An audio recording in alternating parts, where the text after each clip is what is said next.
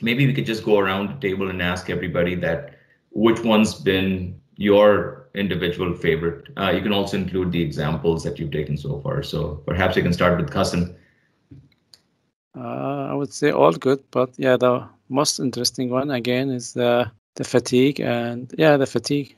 Arbaz, for you? I would say it's modulation because I'm very new to this bridge course, so I would say modulate. Okay. Teacher, for you? I think apart from the importance given to seismic, I distinctly remember those two lectures where you, Mr. Raj sir, where you talked about those advanced bridges. Uh-huh. What about you, Harry?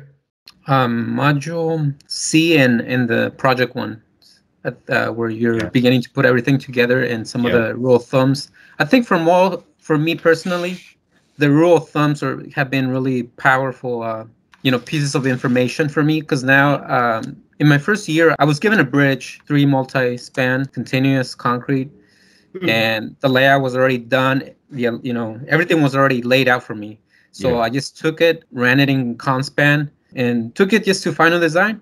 But then during my review, then they asked me, so, what was your experience on that? And I'm like, well, it seems like you guys already did all the thinking for me. Yeah. So like, I have no idea like what went, behind the scenes, why the piers were, or why the span, was this length, the middle span, was that length. And so that's when I kind of realized that the real engineering took place in the preliminary design. And that's a very good observation. And that's really what we're trying to disseminate through this course, that real engineering that you point to, like where all the decision making is done.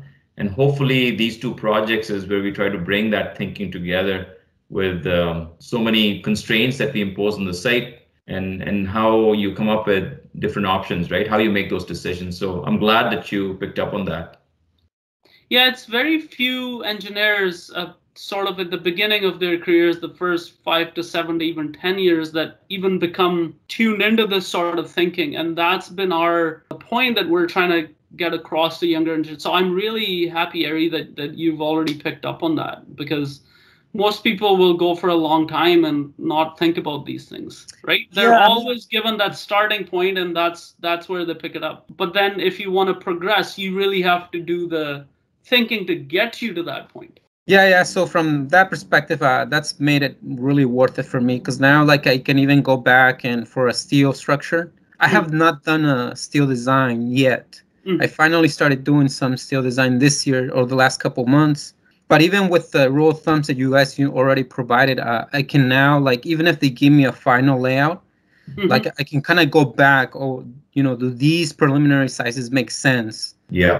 So now I can at least, maybe guess, what went behind the scenes, and or even if I'm checking something, I can pretty quickly, oh yeah, these steps make sense, or no, it's undersized within maybe the first 20 minutes or something.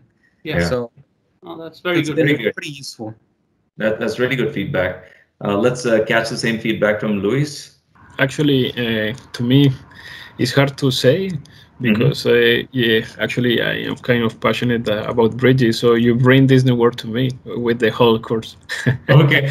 So no, I think there is a huge quality in the course, and that is an amazing thing that you did.